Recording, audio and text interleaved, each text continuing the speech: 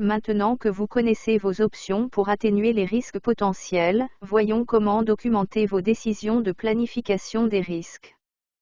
Comme vous l'avez appris tout au long de ce programme, la documentation est une partie cruciale de votre rôle en tant que chef de projet.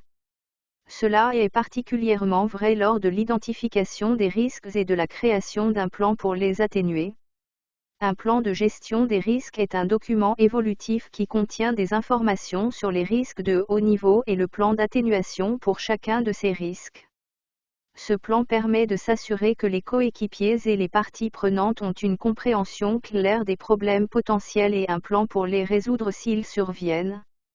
La gestion des risques est une pratique continue à laquelle vous participerez tout au long de la planification et de l'exécution d'un projet. Étant donné que la gestion des risques évolue tout au long du projet, le plan doit être mis à jour régulièrement pour ajouter les risques nouvellement identifiés, supprimer les risques qui ne sont plus pertinents et inclure tout changement dans les plans d'atténuation. Passons en revue un exemple de plan de gestion des risques similaire à celui que nous utilisons parfois ici chez notre entreprise. En haut du document, nous incluons le nom de l'entreprise et en dessous, le nom du projet. Nous incluons également l'auteur du document afin que toute personne examinant le plan sache exactement à qui s'adresser en cas de question. Ce modèle désigne également un emplacement pour le statut du document. Au fur et à mesure que vous élaborez votre plan, vous pouvez indiquer le statut comme « en cours ».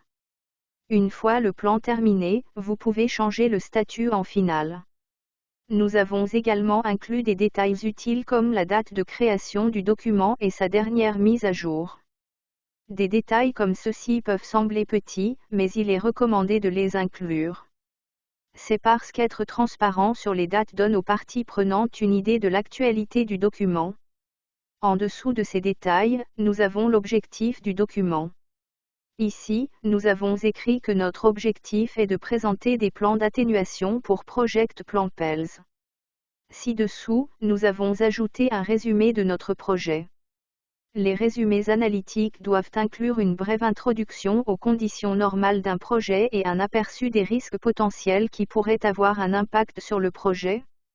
Passons maintenant aux choses vraiment importantes, les risques et comment nous allons les atténuer. Ce document comprend également le registre des risques dont vous avez pris connaissance plus tôt, qui est un tableau ou un graphique qui contient votre liste de risques possibles. Ici, nous avons décrit l'un des risques potentiels pour Project Plan PELS, qui est le potentiel pour le fournisseur de prendre du retard sur une échéance. Nous avons attribué à ce risque une cote de risque inhérent moyen. N'oubliez pas que le risque inhérent est la mesure d'un risque calculé par sa probabilité et son impact. Un plan d'atténuation a également été inclus pour ce risque, qui consiste à organiser des réunions quotidiennes avec le fournisseur pour l'aider à rester concentré sur sa tâche. En annexe du document, vous trouverez les graphiques de probabilité et d'impact ainsi que la matrice de probabilité et d'impact que nous utilisons pour évaluer nos risques.